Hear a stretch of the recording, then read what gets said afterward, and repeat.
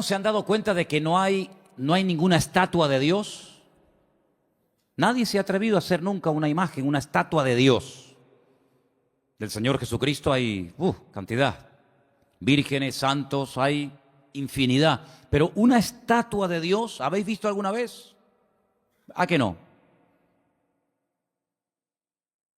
Cada uno tiene una idea muy particular de cómo puede ser Dios, aunque si somos realistas, Dios no tiene forma. Dios no tiene forma, no tiene medida, no tiene peso. Dice la Biblia, Dios es espíritu. No tiene un cuerpo con brazos, con ojos, con espalda, con pies. Puede estar en todas partes al mismo tiempo. Le decía el Señor al rey David, que tanto anhelaba construirle un templo, una casa al Señor: ¿qué casa me vais a hacer a mí? Si el cielo es mi trono y la tierra es el estrado de mis pies, ¿qué casa le vais a hacer a Dios, verdad? Pero independientemente de cómo cada uno se puede imaginar al Señor, a Dios, lo importante es saber si lo que pensamos de Dios es correcto. ¿Qué concepto tenemos de Dios? Ya sabemos que no tiene forma, que no tiene medida, que no tiene peso, pero ¿cómo es Él? Porque según el concepto que tú tengas de Él, así tú vas a vivir. Hay gente que vive una vida cristiana muy light, sin compromiso, sin santidad, sin orden, porque ese es el concepto que tienen de Dios. Si tuvieran otro concepto más elevado de Dios, no podrían vivir así, imposible. Incluso hasta la forma como oramos. Fíjate cómo ora la gente. A veces escuchar a la gente cómo ora manifiestan el concepto que tienen de Dios, incluso hasta su nivel de madurez. No digo por utilizar más o menos palabras bonitas, por hacer oraciones más largas o más cortas, no, sino la forma como oran, la forma como piden a Dios, la forma como se acercan a Dios. ¿Qué concepto tenemos de Dios? Yo quisiera empezar el mensaje de esta tarde leyendo 2 versículos, después vamos a leer más, pero vamos a comparar 2 versículos, ¿sí? El primero se encuentra en el libro de Deuteronomio, capítulo 1, Deuteronomio capítulo 1, y el otro se encuentra en el Salmo 106, versículo 8. Repito, Deuteronomio 1, 26 y Salmo 106, versículo 8. Hay un momento, y en esta semana hablábamos un poquito acerca de la aparente contradicción que existe cuando el Antiguo Testamento, cuando la Torá habla acerca del tema de los espías, mejor dicho, los exploradores, porque no eran espías, eran exploradores, que si Moisés los mandó, que si Dios le dijo que los mandara, que si fue una iniciativa del pueblo. Ya hemos hablado un poquito acerca esta semana, Anderson y yo estuvimos hablando, aclarando que los acontecimientos que se relatan no están siempre en orden cronológico, ¿verdad? Entonces parece como que un texto a veces como contradice al otro. Es como cuando, por ejemplo, lees 1 Samuel y da la impresión de que Saúl nunca había visto a David, y después resulta de que otro pasaje parece como que sí lo conocía. Entonces, bueno, ¿qué pasa? ¿Lo conocía o no lo conocía? Y hay muchos acontecimientos en la Biblia que se relatan, pero no se cuentan necesariamente en orden cronológico. Entonces tienes que leer todo lo que la Biblia dice sobre ese pasaje para ubicarte y saber por dónde van los tiros. Hay un momento en el que uno de cada tribu, es decir, 12 personas, suben a la tierra de Canaán mientras el pueblo espera en el desierto. Dice que van a reconocer la tierra, si no van como espías. El espía no se deja ver, el espía no quiere que lo vean. Espías fueron lo que mandó Josué a la ciudad de Jericó, previamente antes de atacarla, pero ellos no van escondidos, ellos van a cara descubierta. Ellos entran por las ciudades, van por los valles, cogen fruto de la tierra. Y cuando regresan, claro, el pueblo está esperando, subimos, no subimos, ¿cómo es la tierra? ¿Tiene ríos, no tiene ríos? ¿Es grande, está habitada? ¿Cómo es la tierra? El informe que trajeron fue terrible, terrible. Y de los 12 que fueron, 10 como que se pusieron de acuerdo, tú. 10 trajeron un informe tan negativo que a más de 1 millón y pico de personas los hundieron en la miseria. Dice que estuvieron toda la noche llorando. Qué pesimismo contagió aquella gente al pueblo, ¿eh? Terrible, tremendo. ¿Sabes que ese día, se calcula, ¿no? Ese día era el Tisha B'Av, era el día 9 del mes Av. A veces coincide en agosto, a veces coincide ese mes, ese día en julio, depende. Y las peores desgracias, todas las desgracias, las peores catástrofes que le han ocurrido al pueblo de Israel, todas han ocurrido el día Tisha B'Av, el día 9 del mes Av. Todas. La destrucción del primer templo, 9 de Av. La destrucción del segundo templo, 9 de Av. La expulsión por parte de los reyes católicos del pueblo de Israel de España, 9 de Av. La firma de la eliminación total y absoluta de los judíos en Europa a través del régimen del Tercer Reich nazi, el día 9 de Av, etcétera, etcétera, etcétera. Y es que ese día marcaron su destino. Lloraron sin causa y a lo largo de la historia el Señor les daría motivos para que lloraran con razón. El día 9 de Av. Por eso es un día triste, es un día en el que se esperan siempre todos los años en Israel que pueda ocurrir cualquier cosa. Y fíjense en el capítulo 1 del libro de Deuteronomio, a partir del versículo 26, cuando esta gente regresa, después de haber estado 40 días reconociendo el país, leemos: sin embargo, no quisisteis subir, dice Moisés, no quisisteis subir. Antes fuisteis rebeldes al mandato del Señor vuestro Dios. Fíjate, no dice no quisisteis entrar, no, que lo podía haber dicho. Dice, no quisisteis subir. Había que subir de nivel espiritual para poder tomar posesión de la tierra del Señor. No quisisteis subir, no quisisteis madurar. Os habíais estancado, os habíais quedado acomodados a la vida del desierto. Y ahora hay que subir, amigo. Y no solamente en el sentido físico, sino también en el nivel espiritual, para tomar posesión y para alcanzar ciertas y determinadas alturas espirituales. Uno tiene que subir, uno tiene que crecer. Y si no subes y si no creces, te pierdes la bendición. Y dice la Biblia que no quisieron subir. Pero no solamente no quisieron subir, sino que en el versículo 23 dice, y murmurasteis en vuestras tiendas. No es que se negaron a decir, no queremos subir, aquí nos quedamos, sino que en las tiendas donde ellos vivían en el desierto, tuvieron toda la noche murmurando, hablando mal, quejándose, lamentándose. Y fíjate lo que llegaron a decir, cómo el Señor esas conversaciones, cómo el Señor escuchó e hizo que en su palabra quedara registrado parte de lo que murmuraban en las tiendas de campaña durante la noche. Mira lo que decían. El Señor nos aborrece. ¿Cómo? Porque el Señor nos aborrece, nos ha sacado de la tierra de Egipto para entregarnos en manos del amorreo para destruirnos. Mire, hermano, si Dios hubiera querido destruir a esta gente, no hacía falta sacarlos de Egipto. No hacía falta sacar a todo el pueblo de la esclavitud en Egipto, llevarlos por el desierto y subirlos a la tierra prometida, a la tierra que fluye leche y miel, para destruirlos. En el mismo Egipto podían haber sido aniquilados.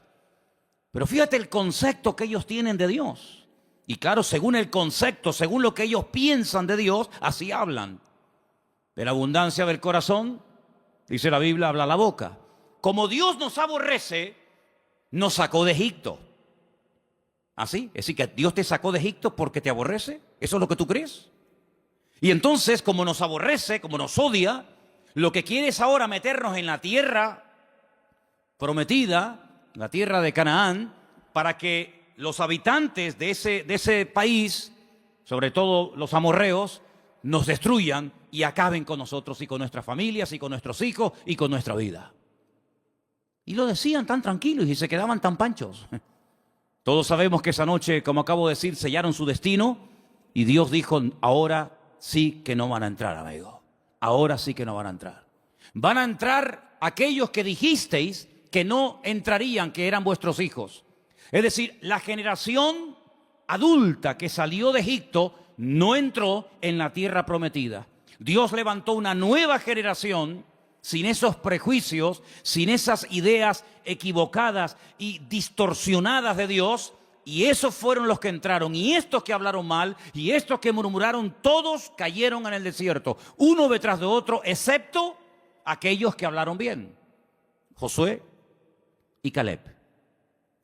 Ellos dos sobrevivieron, con más de 80 años, ambos entraron a la tierra prometida, la vieron, la disfrutaron, la habitaron y la conquistaron, y posteriormente la repartieron, solamente ellos.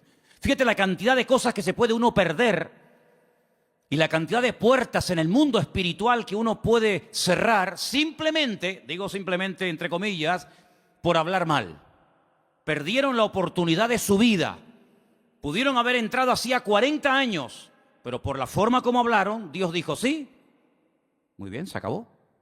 Pero no solamente no van a entrar, sino que ahora encima van a morir en el desierto. Es increíble. Así que ellos creían que Dios los aborrecía. Pero mira lo que dice el Salmo 106. Todo lo contrario. Todo lo contrario. El Salmo 106, dicho sea de paso, es un resumen de lo que ocurrió desde que salen de Egipto hasta que prácticamente entran en Canaán a través de Josué. Es un salmo muy interesante. Si quieres conocer bastante de la historia de Israel en esta época de la historia, lee el Salmo 106, es muy interesante. Pero voy a leer solamente el versículo 8. Salmo 106, verso 8. ¿Lo tienen, hermanos? Dice, pero Él los salvó por amor de su nombre, para hacer para hacer notorio su poder. Si comparamos lo que dice Deuteronomio, y lo que decía el pueblo, y lo que el Señor dice a través del Salmo 106, no tiene nada que ver una cosa con otra. En un pasaje dice, Dios nos sacó de Egipto porque nos odia, porque nos aborrece, y lo que quiere es aniquilarnos y destruirnos. Y el Salmo 106 lo que dice es que la razón principal por la cual el Señor sacó al pueblo de Israel de la esclavitud en Egipto es por amor. No porque los aborrecía, sino por amor. Yo pregunto, de las dos opiniones, la del pueblo y la de Dios, ¿cuál será la correcta? ¿Quién dijo la verdad? Evidentemente el Señor.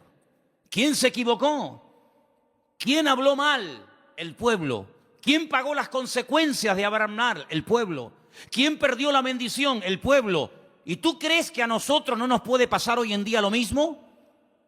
¿Crees que esto solamente es algo que le pasaba a ellos en el Antiguo Testamento, pero que hoy en día da igual cómo hablemos, si nos quejamos o damos gracias al Señor?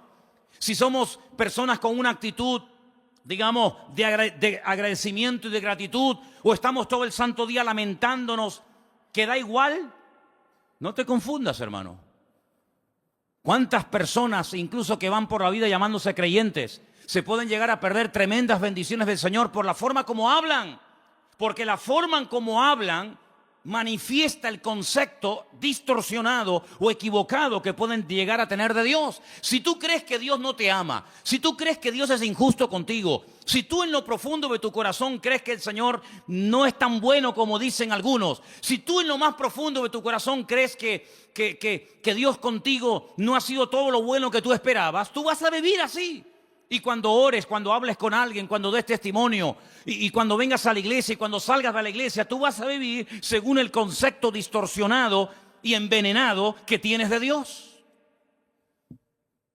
Pero el creyente que tiene claro que Dios nos ama, que Dios no es injusto, que Dios quiere lo mejor para mi vida, no se va a quejar, no se va a lamentar, tenga o no tenga.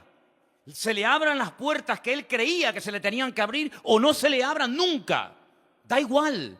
El que tiene claro cómo Dios es y cómo Dios, siendo un Dios de amor y de misericordia, pastorea y bendice y protege nuestra vida, va a vivir desde un punto de vista pero completamente diferente a aquel que cree que Dios es injusto y que Dios es malo. ¿Cuántos dicen amén? ¿Qué concepto tú tienes de Dios? Hay gente que piensan que Dios es un Dios que continuamente está esperando que cometas la más mínima equivocación para darte el palo en la cabeza y castigarte. Incluso tal vez hoy en día no se use mucho esa expresión, pero yo recuerdo cuando era niño y me portaba mal, que era la mayoría de las veces, cuando me daba un golpe o me caía o me hacía una herida o algo, muchas veces mi madre y mi abuela y otros familiares me decían, eso te pasó porque Dios te castigó.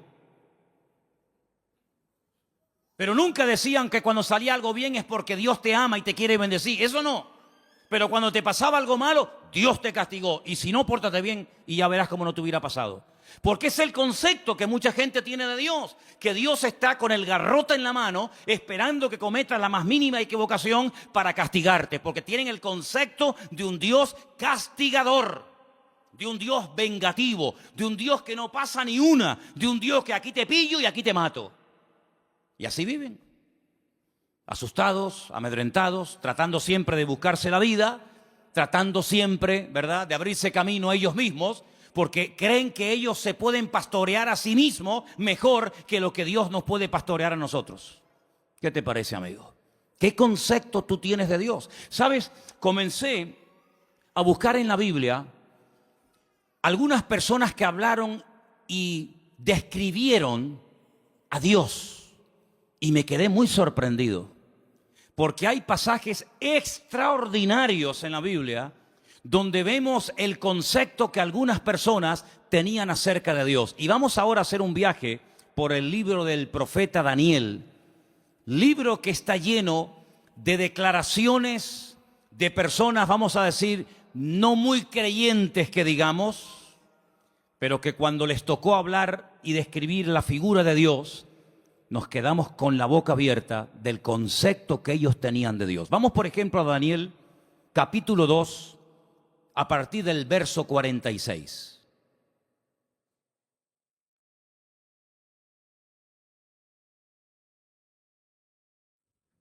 Hermano Jorge, le van a faltar brazos. ¿No será más cómodo ponerse unas gafas? ¿Eh? El capítulo 2 del libro del profeta Daniel es un capítulo muy interesante, porque hay un rey llamado Nabucodonosor. ¿Serías capaz de pronunciar ese nombre? Ah, qué bien, está bien. A mí me costó una barbaridad aprendérmelo, pero bueno, ustedes... Nabucodonosor, ok. Tiene un sueño, pero resulta que por lo visto se le olvidó. Pero el sueño lo marcó de tal manera que al día siguiente él reúne a sus magos, sátrapas, astrólogos, adivinos, etc. Y le dice, anoche tuve un sueño que me perturbó, me robó la paz. Y quiero que ustedes me digan qué significa ese sueño, que me lo interpreten. Y claro, todos los que estaban allí le dijeron, sí, oh rey, dinos, cuéntanos el sueño y nosotros te diremos lo que significa. Y le dice el rey, es que lo he olvidado. No me acuerdo lo que soñé. Así que lo que quiero es que me digan lo que soñé y a continuación me interpreten el sueño. Y si no me lo hacen, los condeno a muerte. Convertiré vuestra casa en un estercolero, en un muladar. Descuartizaré a vuestros hijos. Y claro, aquello causó un caos en el palacio tremendo, porque incluso algunos le llegaron a decir, pero es que nunca, jamás se ha oído de un rey que pida que se le cuente el sueño que ha soñado y encima la interpretación. Y no había forma.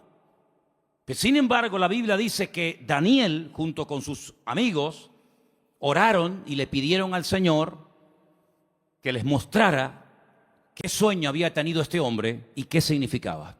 Y efectivamente, el Señor dice en la Biblia que le reveló a Daniel lo que el rey Nabucodonosor había soñado y lo que significaba.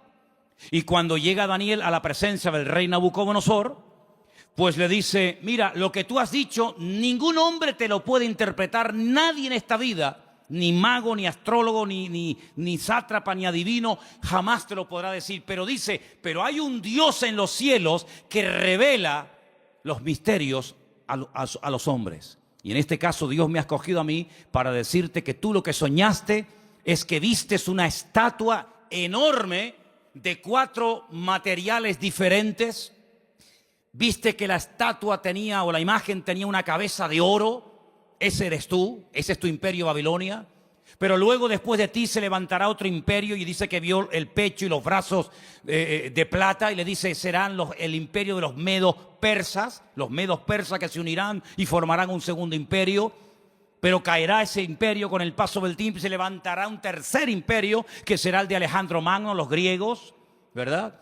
Y por eso ve que el vientre y los muslos son de bronce, pero se levantará un cuarto imperio que hace referencia proféticamente al imperio romano y también en cierto sentido también un poco al reino del anticristo, representado por el hierro y por el barro, y le muestra que tiene 2 piernas y 10 dedos. Y claro, Nabucodonosor, cuando oye aquello, se queda sorprendido, porque dice, bueno, ¿y cómo este hombre puede saber lo que yo soñé? Esto es algo increíble, aunque no le diera la interpretación. El simple hecho de que este hombre haya recibido el sueño que yo tuve, ya me deja con la boca abierta. Pero si encima me dice lo que esto significa, entonces ya esto es el máximo. Y efectivamente, el profeta Daniel se lo interpretó y le dijo, en fin, lo que iba a pasar a lo largo de la historia, los imperios, los que iban a caer, los que no iban a caer, quién iba a ser el primero, el segundo, el tercero, el cuarto, etcétera, etcétera. Y cuando termina de contarle el sueño con su correspondiente interpretación, en el capítulo 2, verso 46 del profeta Daniel, ahora habla el rey y dice, escucha, atento. Entonces el rey Nabucodonosor se postró sobre su rostro y se humilló ante Daniel. Esto es increíble. Y mandó que le ofreciesen presentes e incienso a Daniel. Y el rey habló a Daniel y le dijo, ciertamente el Dios vuestro es Dios de dioses y Señor de los reyes, y el que revela los misterios, pues pudiste revelar este misterio. ¿Cuántos dicen amén? Y ahí se da cuenta Nabucodonosor que el Dios de Daniel, que no es el suyo, dicho sea de paso, es un Dios superior. Es un Dios que es capaz de revelar cosas increíbles que ningún otro Dios en esta vida es capaz de hacerlo. Luego, el concepto que Nabucodonosor en ese momento tenía de Dios es un concepto elevadísimo. No hay otro Dios como el tuyo. Pero ustedes piensan que ese concepto, esa opinión buenísima que tenía del Dios de Daniel, hizo que este hombre cambiara radicalmente de la noche a la mañana. Nada que ver. Una cosa es que tú sepas lo que Dios es y lo que Dios hace, lo que Dios permite y lo que Dios prohíbe, y otra cosa es que tú actúes en consecuencia al conocimiento que tienes de Dios. Fíjate que Daniel le dice, agárrate a este detalle, la imagen tiene 4 materiales, oro, plata, bronce y hierro. ¿Qué es lo que ocurre? ¿Qué es lo que hace Nabucodonosor con esa interpretación? Dice, bueno, pues si los 4 materiales representan 4 imperios, yo lo que voy a hacer es ir en contra de lo que Dios ha revelado a través de este hombre, y voy a mandar a construir una imagen, una estatua enorme, curiosamente de 66 codos de alto y 6 codos de ancho, y la voy a mandar a hacer toda de oro, desde la cabeza hasta la planta de los pies, como diciendo, eso de que después de mí va a haber un imperio y después otro y después otro, de eso nada. La voy a hacer toda de oro, como diciendo, aquí el único imperio del cual se va a hablar y va a perdurar en el tiempo y en el espacio va a ser el reino de Nabucodonosor, el reino de Babilonia, que representa al oro. Y ahora en el capítulo 3, lo que vemos es al rey Nabucodonosor, en el versículo 28, ordenándole a toda la población de su reino que se postren y adoren la imagen que él ha levantado. Y ahí encontramos un pasaje increíble, extraordinario, donde vemos que hubieron 3 personas que no quisieron postrarse ante su imagen. Capítulo 3, versículo del 28 en adelante, dice así la palabra. Entonces Nabucodonosor dijo, bendito sea el Dios de ellos, de Sadrat, de Mesat, de Abednego, que envió su ángel y libró a sus siervos que confiaron en él y que no cumplieron el edicto del rey y entregaron sus cuerpos antes que servir y adorar a otro Dios que su Dios. Por lo tanto, decreto que en todo pueblo, nación o lengua que dijere blasfemia contra el Dios de Sadrach, Mesach y Abednego, sea descuartizado y su casa sea convertida en muladar, por cuanto no hay Dios que pueda librar como este. Él se dio cuenta de que el fuego no destruyó a estos tres jóvenes valientes, porque ellos le dijeron al rey de Nabucodonosor: aunque nos des otra oportunidad, no nos vamos a postrar ante tu imagen. Nosotros solamente adoramos a Dios. Y si ese acto de adorar a Dios implica el que muramos hoy quemados, pues estamos dispuestos a morir quemados. ¿Y qué? Si esa es la muerte, porque yo no elegí ni el día, ni el lugar, ni la forma como nací, pero tampoco podemos elegir ni el día, ni la hora, ni la forma de nuestra muerte. Esas son cosas que escapan al ser humano. Es algo que no podemos escoger, por muy sabios o ricos o intelectuales que seamos. Por lo tanto, si la muerte que Dios ha escogido para nosotros es morir quemados, moriremos quemados, no pasa nada. ¿Creemos que Dios nos puede librar del fuego? ¿Lo creemos? ¿Y nos puede librar de tu mano? ¿Lo creemos totalmente? Pero si no nos quiere librar el Señor, sino que Él hoy quiere que muramos y hasta aquí llegó nuestra vida, tampoco nos vamos a postrar. Y dice la Biblia que fueron lanzados, amarrados, dentro del horno de fuego. Lo que le sorprendió a Nabucodonosor es que no se quemaron, que no solamente había personas vivas dentro del horno, sino que había 4 personajes protegiendo el cuarto personaje a estos jóvenes. Y dice la Biblia que cuando salieron, ni el pelo de su cabeza se había quemado, ni sus ropas olían a humo.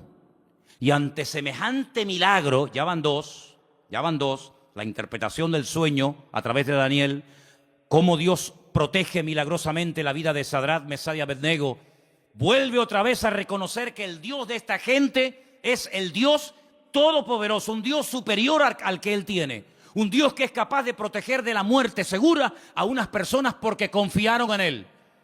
Y ya van 2. Pero amados hermanos, lo que dice Nabucodonosor de Dios es tremendo. Es un Dios que salva, es un Dios que libra, es un Dios que protege, es un Dios superior, es Dios arriba, es Dios abajo. Algo increíble el concepto que Nabucodonosor tenía de Dios, pero el concepto por sí mismo, el conocimiento por sí mismo no es suficiente. Después vamos a ver qué más hace falta. Seguimos en Daniel, capítulo 4. Este rey Nabucodonosor le da lugar a la soberbia, le da lugar al orgullo, a la arrogancia, paseándose por Babilonia, que era una joya en aquellos tiempos. Comienza a presumir de su ciudad, de sus jardines, de sus conquistas, de sus palacios. Y la Biblia nos enseña que este hombre entra en un periodo de locura totalmente. Pierde el sentido. Y la palabra de Dios dice que lo arrojan al monte. Vamos a leer en el versículo 33. En aquella hora se cumplió la palabra sobre Nabucodonosor. Fue echado de entre los hombres y comía hierba como los bueyes. Su cuerpo se mojaba con el rocío del cielo, y hasta que su pelo creció como plumas de águila y sus uñas como las de las aves.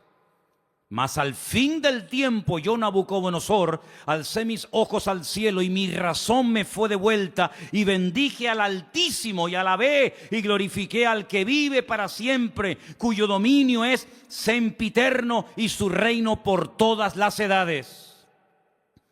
Todos los habitantes de la tierra son considerados como nada, y Él hace según su voluntad en el ejército del cielo y en los habitantes de la tierra, y no hay quien detenga su mano y que alguien le diga: ¿qué haces?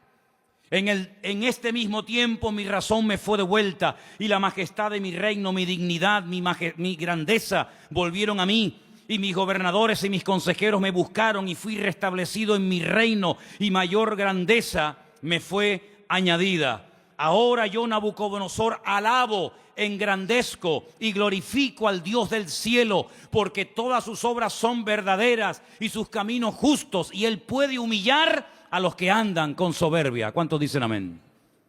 Si las palabras que Nabucodonosor habla de Dios, luego sus acciones son otra cosa. Lo que hace es otra cosa diferente. Pero cuando habla de Dios, son maravillas. Son cosas tremendas, preciosas. Lo alaba, lo bendice, lo glorifica, lo levanta en alto, lo reconoce.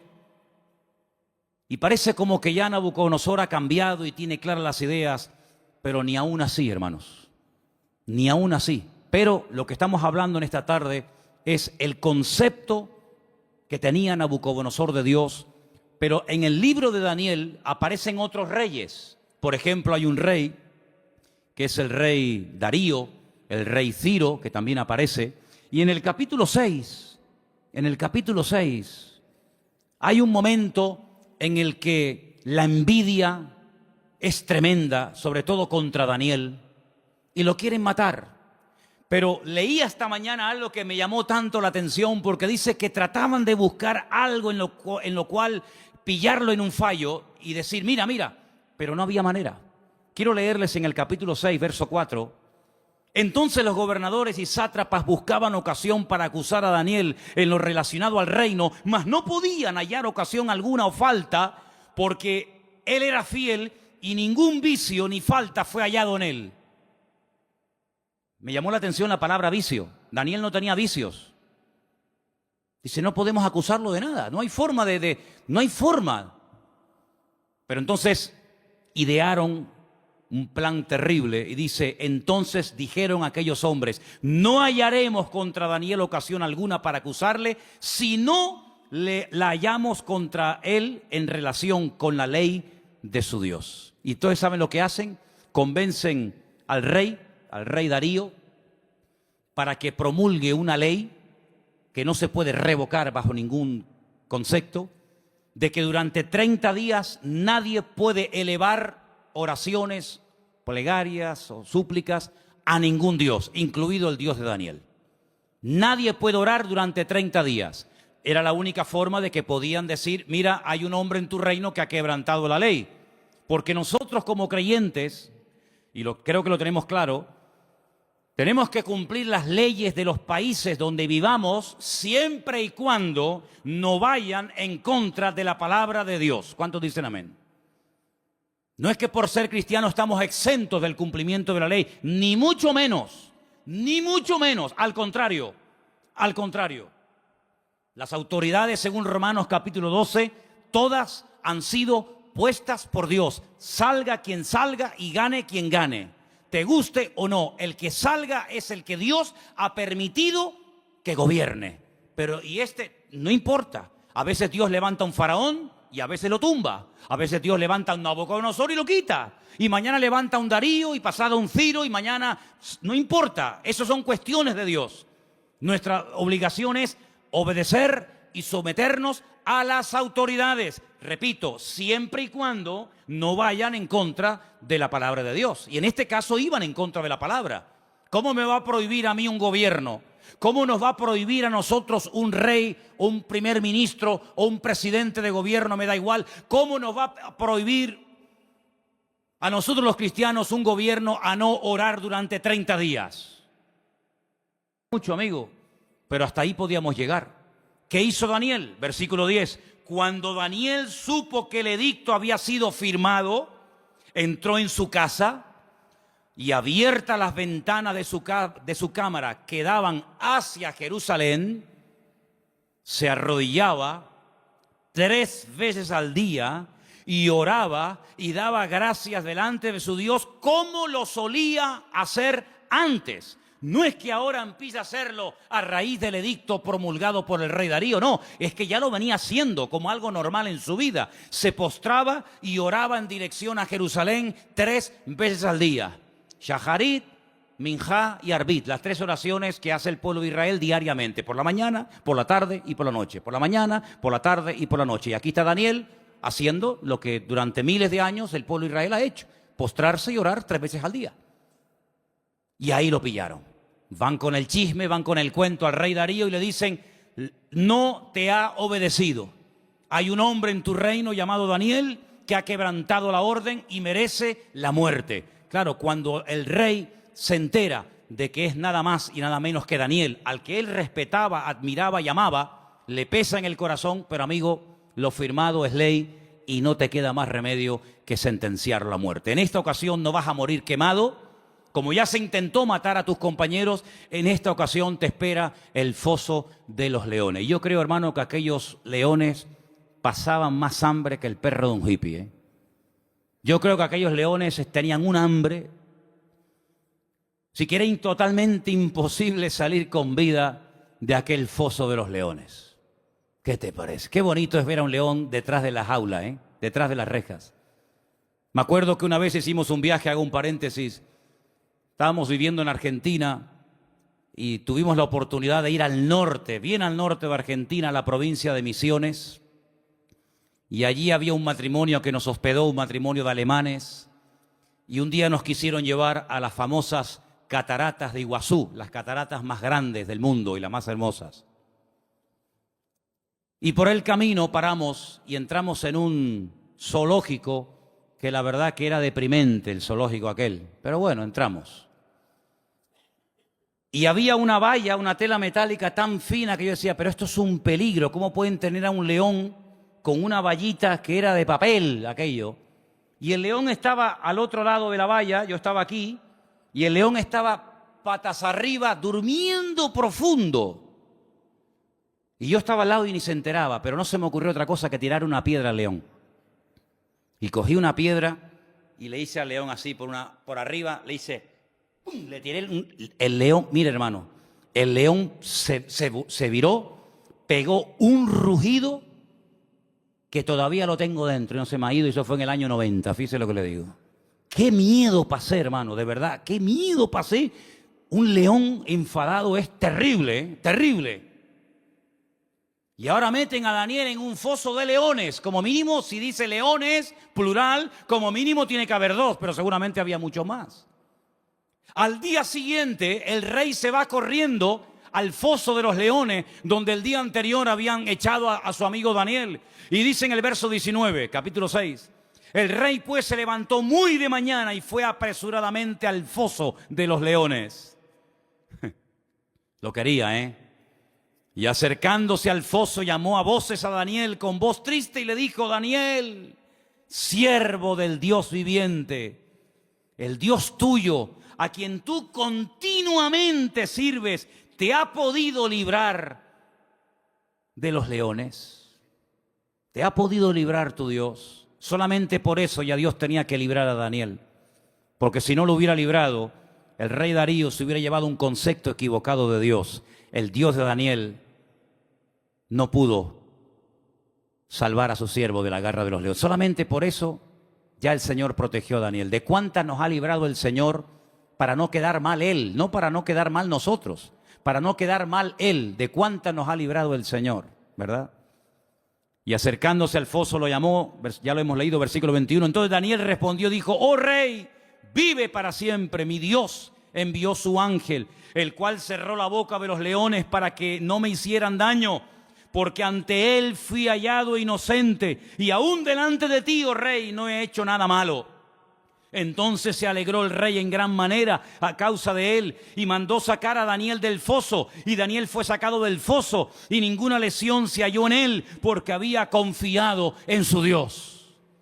Y el rey dio orden y fueron traídos aquellos hombres que habían acusado a Daniel y fueron echados en el foso de los leones, ellos, sus hijos, sus mujeres, y aún no habían llegado al foso, al fondo del foso, cuando los leones se apoderaron de ellos y quebraron todos sus huesos.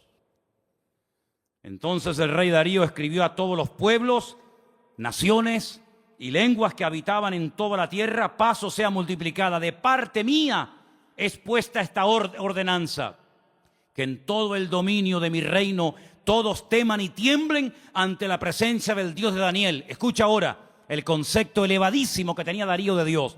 Porque Él es Dios viviente. ¿Cuántos dicen amén? Permanece por todos los siglos. ¿Cuántos dicen amén? Su reino no será jamás destruido. Su dominio perdurará hasta el fin. Él salva. ¿Cuántos dicen amén? Él libra. Hace señales y maravillas en el cielo y en la tierra. Él ha librado a Daniel del poder de los leones. Y Daniel prosperó durante el reinado de Darío y durante el reinado de Ciro el persa.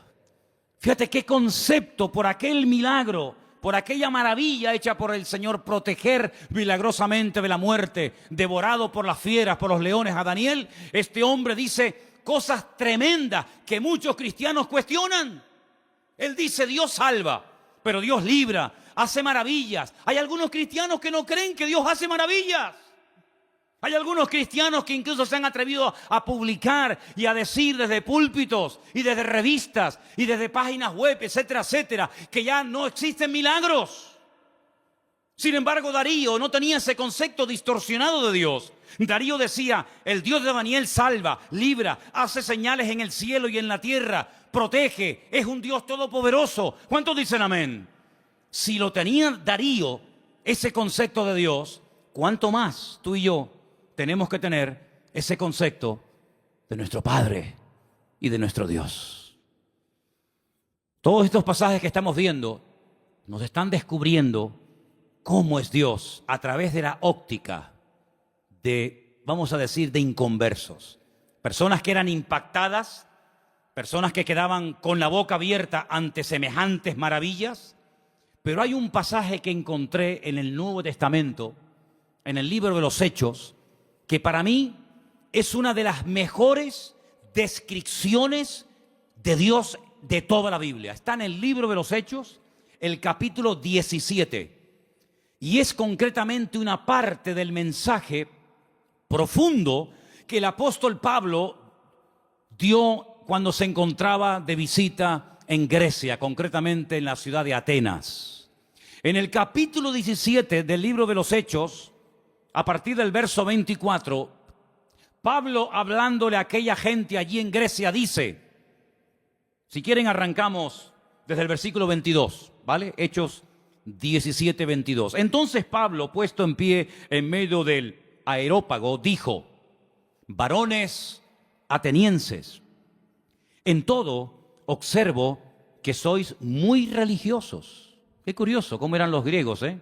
Eran religiosos, eran hedonistas, deportistas, un culto al cuerpo tremendo. Es una sociedad muy, muy parecida a la que vivimos nosotros hoy en día, ¿verdad? No eran ateos, eran muy religiosos. Dice, porque pasando y mirando vuestros santuarios, hallé también un altar en el cual estaba esta inscripción: al Dios no conocido. Tenían un altar donde no había ningún Dios, pero habían puesto una inscripción, una placa que decía esto: al Dios no conocido, al que vosotros adoráis sin conocerle. Y ese es el Dios que yo vengo a anunciar. Y Pablo dice, verso 24, escucha ahora: el Dios que hizo el mundo y todas las cosas que en él hay. ¿Puedes decir amén a esto? Es un Dios creador, el que creó el mundo. Es decir, no se creó solo. Vino una explosión y a través de una serie infinita de coincidencias apareció en su lugar, tal y como las conocemos hoy en día, lo que llamamos sol, luna, plantas, árboles, animales, planetas, etcétera, etcétera. No es así. Es el Dios creador que ha puesto todo en su sitio, que le ha dado color, forma y diseño. Es el Dios todopoderoso. Y sigue diciendo, siendo Señor del cielo y de la tierra. La palabra Señor, sabéis que es la palabra amo. Siendo el dueño, el propietario de lo que hay arriba y abajo, no habita en templos hechos por manos humanas. Solamente de este versículo hay tanta enseñanza, tanta profundidad de conceptos que podríamos echarnos horas. Porque lo primero que está diciendo es, nosotros no salimos de la nada. Nosotros no somos producto de un proceso evolutivo, sino somos creación de Dios. Y ese Dios que es el dueño ha decidido no vivir en templos. ¿Qué les está diciendo a los atenienses? Que vuestros templos no pueden contener su persona, su presencia, porque Él ha tomado unilateralmente la decisión de no vivir en templos. Luego les está tirando por tierra toda su religiosidad. Y sigue diciendo, ni es honrado por manos de hombres, como si necesitase algo. Pues Él es quien da a todos vida y aliento y todas las cosas. Es la existencia misma. Es el que hace que las cosas existan. Es el que transmite vida. Es el que hace que todo funcione perfectamente. Es el que hace que haya estaciones. Es el que hace que soplen los vientos de un lugar y se vayan por otro. Es el que hace que el sol cada mañana salga del mismo lado hace miles de años y se oculte por el mismo lado. Es el que hace que la tierra gire siempre en la misma dirección y a la misma velocidad. No es un Dios que hoy en día dice, no, que no se mueva, ahora que se mueva. Es un Dios que tiene un control absoluto de la creación. No ha perdido el control. No se le ha vuelto en contra la creación. Él da vida. Y si Él no diera la vida, nada funcionaría. Porque el hombre puede alargar y puede cortar la vida, pero no puede crearla, no puede diseñarla. Y Él está hablando de un Dios que da la vida, un Dios que ha formado, un Dios que ha creado, etcétera, etcétera. Y sigue diciendo, de una sangre ha hecho todo el linaje de los hombres. Está hablando de Adán. De Él vienen todos, de Él venimos todos. Para que habiten sobre toda la faz de la tierra, y les ha prefijado el orden de los tiempos y los límites de su habitación. Esto es impresionante lo que está diciendo Pablo aquí. Él es el que ha dado límite, ha puesto tiempos. ¿Cuánto tiene que vivir un elefante? ¿Cuánto tiene que vivir un loro? ¿Cuánto tiene que vivir el hombre? ¿Cuánto tiene que vivir? Él ha puesto límites, Él ha puesto tiempos. No es algo que siempre ha existido, como decía Aristóteles, que esto siempre ha existido, la eternidad del universo. No, el universo no es eterno. Tiene un principio y tendrá un fin. Y no solamente eso, sino que ha puesto límites, fronteras, que no tiene que ver con murallas, ni con rejas, ni con alambre de púas. Pero Él, desde el libro del Génesis, le dijo a cada nación y a cada pueblo, a las 70 que había en aquel momento, de la cual salieron todas las que existen hoy en día, dónde tenían que vivir cada nación y cada pueblo. Y lo he dicho infinidad de ocasiones, cada vez que un pueblo ha querido ir más allá del territorio que en el principio el eterno creador del universo y de la tierra le dio a los seres humanos, ha habido problemas. Y cuando los del norte quieren apropiarse de los del sur, y cuando los europeos quieren apropiarse de un continente, y cuando los de este continente quieren saltar a otro, se produce un caos, se produce un desorden, porque Dios estableció dónde tenían que vivir los pueblos. Y dotó al ser humano de unas características para vivir en el sur que no dotó a ese ser humano para vivir en el norte o viceversa. Y Dios lo que está haciendo es poner en orden el mundo, así como puso el sol aquí, no allá, aquí lo puso. Y así como puso la tierra en este lugar y no la puso en la otra punta de la galaxia, Dios ha puesto a los hombres donde Él ha querido y como Él ha querido. Porque es un Dios que controla y ordena la creación, y el hombre siempre tratando de alterar el orden de Dios. Dice, para que busquen a Dios, si en alguna manera palpando puedan hallarle, aunque ciertamente no está lejos de cada uno de vosotros. Porque en Él vivimos y nos movemos y somos. Eso es increíble, ese concepto. En Él vivimos, nos movemos y somos, como algunos de vuestros propios poetas también han dicho, porque linaje suyo somos. Siendo pues linaje de Dios, no debemos pensar que la divinidad sea semejante a oro, plata, piedras, esculturas de arte, imágenes de hombre. Pero Dios, escucha, Dios, habiendo pasado por alto los tiempos de esta ignorancia, ahora manda a todos los hombres en todo lugar que se arrepientan. A todos, absolutamente a todos. Por cuanto ha establecido un día,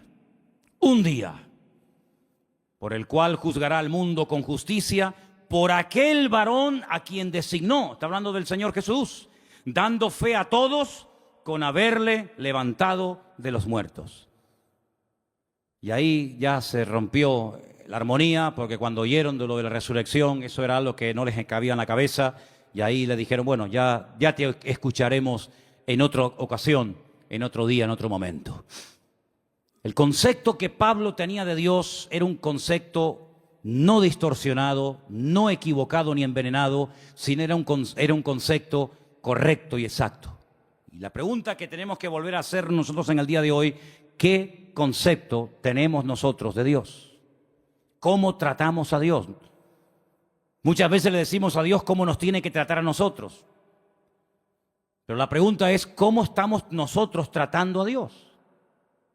Queremos que Él nos sane cuando estamos enfermos. Queremos que Él supla nuestras necesidades cuando necesitamos que sean suplidas. Queremos que nos haga compañía cuando nos sentimos solos. Queremos que nos dé trabajo cuando nos falta. Queremos que nuestros hijos estén sanos y robustos y con trabajos y bien. Todo eso está bien claro. Pero la pregunta es, ¿cómo tú estás tratando a Dios? Algunos ni se lo han planteado. Algunos viven en una ignorancia tan grande que lo único que le preocupa es el aquí y el ahora. Comamos y bebamos porque mañana moriremos. Ese es el eslogan de la sociedad y de muchas personas hoy en día. ¿Qué más da si hay cielo, si hay infierno, si mañana me muero o no me muero? Es el día de hoy lo que me preocupa. Ya mañana ya Dios dirá, ¿verdad? Para quedar bien. ¿Qué concepto tú tienes de Dios? Depende del concepto que tengas, estarás hablando de tu nivel de madurez. Y así vivirás, y así hablarás, y así te comportarás con tus semejantes. Y cuando vamos a la palabra de Dios, vemos que ese Dios real, vivo y verdadero, que es el único que existe, que es uno, se ha dado a conocer de varias formas. Primero, a través de la creación. Vamos a un texto que nos va a leer nuestro hermano Luis.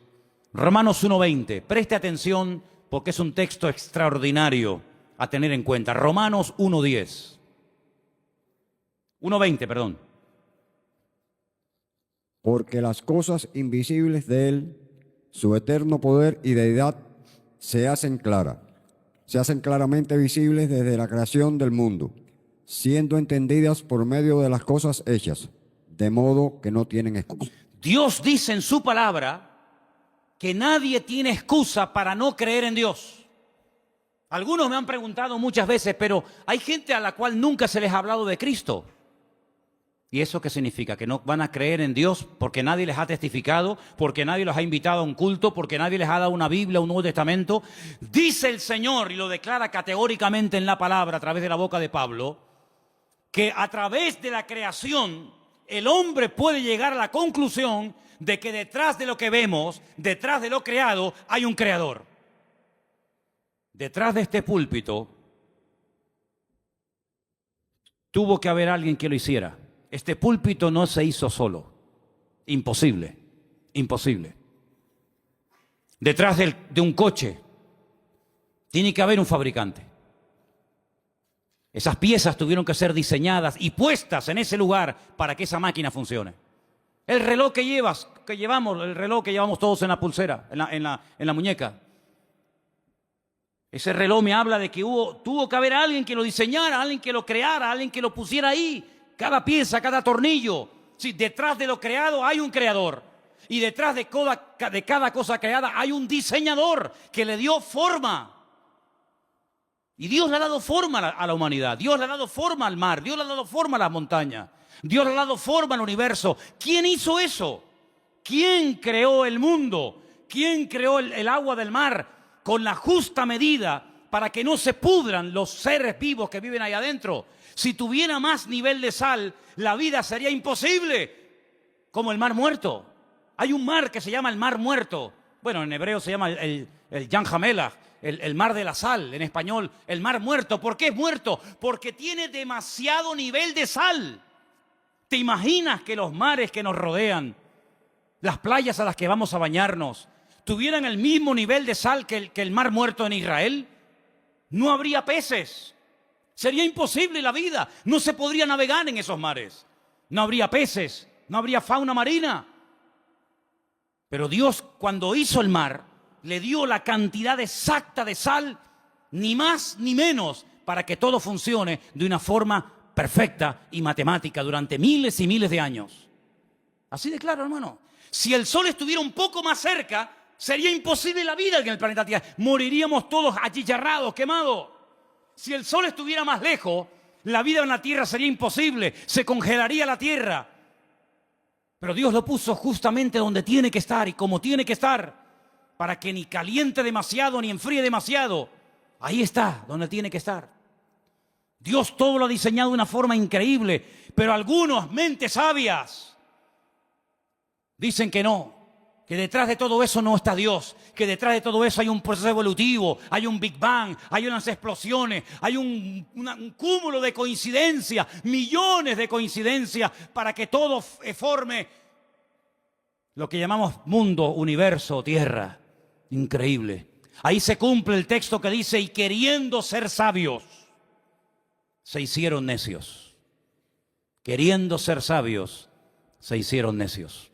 El Señor se dio a conocer primeramente a través de la creación. Hay personas que se han convertido observando las estrellas, porque todas las estrellas del universo, su nombre está en hebreo. Y traduciendo el nombre de muchas de las estrellas, puedes conocer prácticamente toda la Biblia, Antiguo y Nuevo Testamento. Primera y segunda venida de Cristo. Ya sé que no es un método que hoy en día utiliza el Señor, pero hubo durante muchas generaciones y siglos, un sistema que le permitía al hombre leer, descifrar el mensaje de Dios en las estrellas. De ahí que el diablo después se levantara y creara o inventara la famosa astrología, tratando de manipular el universo, ¿verdad? Y tratando de decirle al hombre que esta estrella o aquella o la otra ejercía una influencia mejor o mayor o positiva o negativa sobre el carácter, la personalidad de la gente, y de ahí viene todo el sistema de horóscopos y toda esa historia. Pero hubo un momento en la historia en el que los hombres sabían interpretar y leer las estrellas. Y los magos de Oriente vinieron a Belén guiados por una estrella, no por una, sino por su estrella. Y se dieron cuenta de que las estrellas se habían alineado, y cuando interpretaron y vieron Betulá y vieron Ari y vieron todas las estrellas, ellos dijeron, ha nacido el Mesías, porque ellos supieron leer el mensaje, cosa que hoy en día pues ni se puede ver ni se puede interpretar. Y hay otro momento en el que Dios utilizó otro sistema, y dice la Biblia en Hebreos, que también lo vamos a leer ahora, que Dios habló muchas veces, muchas formas y maneras distintas, pero ahora ya ha hablado ya de la última forma que iba a hablar. Y quiero que escuchen este versículo. Es el último que vamos a leer. En Hebreos, capítulo 1, a partir del versículo 1 en adelante, dice así. Dios, habiendo hablado muchas veces y de muchas maneras en otro tiempo a los padres por los profetas, en esos postreros días nos ha hablado por el Hijo, a quien constituyó heredero de todo, y por quien asimismo hizo el universo, el cual, siendo el resplandor de su gloria y la imagen misma de su sustancia, y quien sustenta todas las cosas con la palabra de su poder, habiendo efectuado la purificación de nuestros pecados por medio de sí mismo, se sentó a la diestra de la majestad en las alturas, hecho tanto superior a los ángeles, cuando heredó más excelente nombre que ellos. Si Dios habló muchas veces y de muchas formas diferentes, dice en el pasado, dice, pero en los últimos tiempos Dios decidió hablar ya contundente y claramente, y lo hizo a través del Señor Jesús, a través de su amado Hijo. Eso es lo que dice la palabra. Así que si no te sirve la creación, Dios se reveló en su palabra. Si no te gusta leer la Biblia o no la conoces, Dios te habló a través de Jesús. Pero no hay excusa, no hay ninguna excusa. Dios no va a decir, ¿y qué hacemos con este al cual nadie le predicó? Todo el mundo tendrá su oportunidad de una manera u otra. Eso no nos exime de la responsabilidad de predicar el Evangelio, evidentemente. Pero les puedo asegurar, amados hermanos, que el Señor no ha dejado su persona sin testimonio. Él ha dado testimonio de su existencia. Él ha dado testimonio de su poder. Él ha dado testimonio de que esto no es producto de la casualidad, sino es producto de la mano poderosa de Dios. ¿Cuántos dicen amén? Y para más INRI, si quieres creer en Dios, mírate a ti mismo. Mírate tú, porque viéndote a ti, no me queda más remedio que creer en Dios. Alguien le dijo una vez a una persona, demuéstrame que Dios existe. Dice, mírate a ti mismo. Viéndote a ti, tengo que reconocer que Dios tiene que existir. Porque ¿de dónde saliste tú? No de mis padres, y los tuyos, y tus padres, y de los suyos, y ellos. Y cuando seguimos hacia atrás, llegamos a un momento en el que nos damos cuenta de que la humanidad no es algo eterno, que siempre ha existido de eternidad a eternidad, sino que hubo un punto de partida, hubo un primer habitante, como habrá un último. Y de generación en generación, el hombre mirando hacia sí mismo puede ver el diseño perfecto de su cuerpo, cómo todo funciona con una armonía extraordinaria. Y todo eso nos habla de un diseñador, de un creador y de un Dios todopoderoso. Ahora, el que no quiere creer, ni viendo milagros va a creer. Ni viendo milagros va a creer, porque los milagros no se hacen para que la gente crea, sino que se hacen como evidencia de la manifestación del poder de Dios. Y quiero solamente recordarles que la lectura que se leyó esta tarde estaba basada en el libro de Esdras, ¿verdad? Capítulo 9. Cuando ellos vuelven del cautiverio en Babilonia, gracias al Señor, después de 70 años, llegan a Babilonia, llegan a Jerusalén, con la intención de hoy empezar de cero, reconstruir la ciudad, inaugurar otra vez el templo, y bueno, hacer las cosas ahora bien. Y le llega la noticia al sacerdote Esdras y le dicen, tenemos que comentarte algo, aquí hay un problema muy grave y muy serio. A ver qué pasa. Resulta que los que han venido del cautiverio, muchos se casaron con mujeres inconversas, con paganas, con idólatras, y cuando han llegado aquí, se han unido a las mujeres del país y se han mezclado. Cuando oye esto, Esdras dice que se arrancó los pelos de la barba, se arrancó los pelos de la cabeza, se rasgó las vestiduras, se cubrió de polvo y ceniza, se tiró al suelo, empezó a suplicar misericordia y clemencia y piedad del Señor, porque dijo, otra vez, ¿qué creéis que este momento, este alivio momentáneo que el Señor nos ha dado, este pequeño remanente que somos en el día de hoy, es porque somos buenos y nos lo hemos merecido? No, ha sido por la misericordia del Señor. Pero ¿cómo volvéis otra vez a hacer lo mismo que hacíamos hace 70 años? Desobedecer al Señor. Es decir, el concepto que Esdras tenía de Dios era muy claro.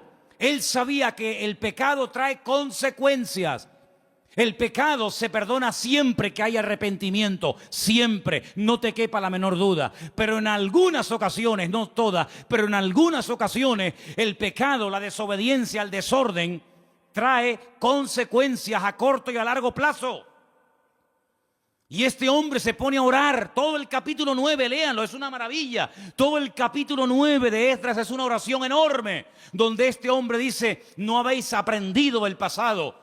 Volvéis otra vez a cometer lo mismo que hace 70 años atrás. ¿No os dais cuenta que esta fue una de las causas por las cuales fuimos atacados y destruidos y humillados? ¿No os dais cuenta del precio elevadísimo que se tuvo que pagar por haber desobedecido al Señor? Volvéis otra vez a las andadas. Pero ¿saben qué, hermanos? Somos así. ¿Cuántos vuelven al vómito otra vez? ¿Cuántos están un tiempo tranquilos, libres, en paz, bendecidos, y cuando te das cuenta, otra vez volvió a las andadas? Como el pueblo de Israel, exactamente igual, al que muchos lo critican y lo cuestionan, pero el corazón del ser humano es el mismo. Da igual si es judío, si es gentil, si es americano, si es europeo, da igual. No terminamos de aprender, no terminamos de interiorizar la gran verdad de que Dios es un Dios santo. Y Dios lo que ha hecho y diseñado con el tema del pecado es algo que al que no tiene un concepto claro de Dios, medio que lo confunde. Y os voy a explicar muy rápidamente esto. Como no la consecuencia, sino la sentencia sobre el pecado no es inmediata. El hombre cree que como yo he pecado, he desobedecido, no he hecho la voluntad de Dios y aparentemente no me ha pasado nada, pues eso quiere decir de que lo puedo volver a hacer. Pero es que Dios lo ha diseñado así. Y fíjate qué astuto y qué malo es el enemigo, que cuando quiso tentar a Eva, le dijo, ¿qué es lo que Dios os ha dicho?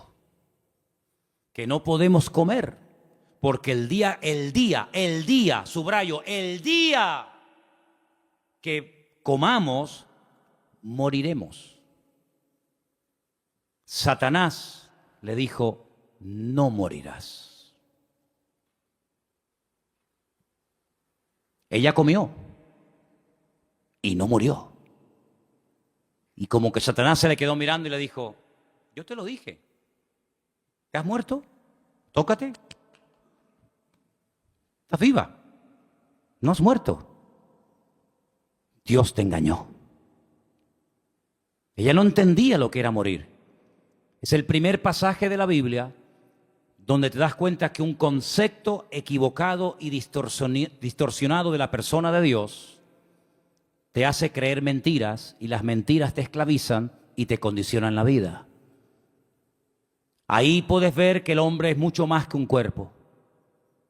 Es espíritu, es alma y es cuerpo. Sin embargo, cuando su marido come, se esconde de Dios, le da vergüenza hablar con Dios, y Dios lo confronta y le dice, ¿dónde estás? Como diciendo, ¿qué has hecho? ¿Qué te ha pasado? Él creía en Dios. Adán no se convirtió de creyente en ateo así en segundos. Él seguía siendo creyente, pero el concepto de Dios, el pecado lo distorsionó. Él creía en Dios, pero creía que podía esconderse de Dios y meterse en un lugar donde Dios no podía encontrarlo. Y el otro día hablamos acerca de dónde vamos a huir para escondernos de la presencia de Dios. ¿A dónde nos podemos esconder? Creía en Dios, pero estás creyendo equivocadamente. El día que vieron el cuerpo inerte y sangrando y que no se movía de su hijo Abel, ese día ella entendió que la muerte, cuando uno peca, tiene dos puntos principales: la espiritual y la física. El día que comiste del árbol prohibido, moriste espiritualmente hablando. Y llegará el momento que la sentencia natural y física sobre tu desobediencia la experimentarás cuando tu cuerpo, de un momento a otro, deje de funcionar y te mueras físicamente. ¿Te das cuenta? Cuando el apóstol Pablo le escribe a los Efesios, les dice, vosotros estabais muertos, no físicamente, sino en vuestros delitos y en vuestros pecados, y Él os dio vida juntamente con Cristo. Luego, un concepto distorsionado de Dios nos puede llegar a interiorizar la falsa idea de que yo peco, yo desobedezco, yo hago lo que me da la gana y no pasa nada. Eso es lo que tú te crees, porque la soberbia del hombre lo ciega, el orgullo del hombre lo embota. Y dice la Biblia que el hombre natural, el hombre que ha perdido la sensibilidad, ni siente ni padece, incluso hasta se burla y se ríe del que dice que cree en Dios, del que dice que existe otra vida, del que dice que existe cielo e infierno, y se ríe porque dice y se engaña a sí mismo, pero si yo siendo ateo y sin leer la Biblia y sin ir a la iglesia que tú vas, yo vivo mejor que tú. Y es la falsa seguridad que el diablo le mete en la cabeza a mucha gente, que se creen que porque tienen, son, y no se dan cuenta que el que se salva no es el que tiene, sino el que es. Y el que es aquel que humilló su corazón delante de la presencia del Señor. Entonces, ¿qué concepto tú tienes de Dios? ¿Crees que tu Dios es un Dios que tú puedes mangonear? Así orarás y así vivirás. ¿Crees que te puedes esconder de Dios? Porque como no lo sabe tu mujer, como no lo sabe tu padre lo que has hecho, ¿crees que también Dios no se ha enterado? Pues así vivirás, así te moverás y así actuarás. Pero si tú tienes un concepto como el que Esdras tenía, como el que Daniel tenía, como el que Pablo tenía y los hombres de Dios tuvieron, que Dios es un Dios que ve, Dios es un Dios que conoce, Dios es un Dios que está permanentemente a nuestro lado, ya te vas a cuidar tú mucho, amigo, de hacer cosas que le desagradan al Señor, porque aunque no te vea ni te observe nadie, tú sabes que los ojos del eterno Dios te van a ver a donde quiera que vaya, sea de noche o sea de día. ¿Cuántos dicen amén? ¿Qué concepto tienes de Dios? Lee la Biblia, y leyendo la Biblia vas a encontrar que Dios es un Dios vivo, es un Dios que sana, es un Dios que libera y es un Dios vivo, con el cual tú tienes que tener relación, porque dejé para el final, creo que lo más importante. Dios se ha revelado en la creación, Dios se ha revelado en su palabra, y Dios se ha revelado a través de la persona de Cristo. Nosotros, los seres humanos, cosa que para algunos es una cosa impensable o de locos, el ser humano puede llegar a tener la posibilidad, si quiere, de tener una experiencia personal con Dios. Y hasta que tú no tengas una experiencia personal con Dios, tú te puedes definir como lo que quieras, pero lo que le da fuerza a tu vida es tu propia experiencia. Ya sé que hay muchas cosas de la vida que no hay que experimentar para creerlas. Yo nunca iré a la luna, creo. Pero yo creo en la luna, aunque no he tenido la experiencia de estar en ella y pisarla y tocarla.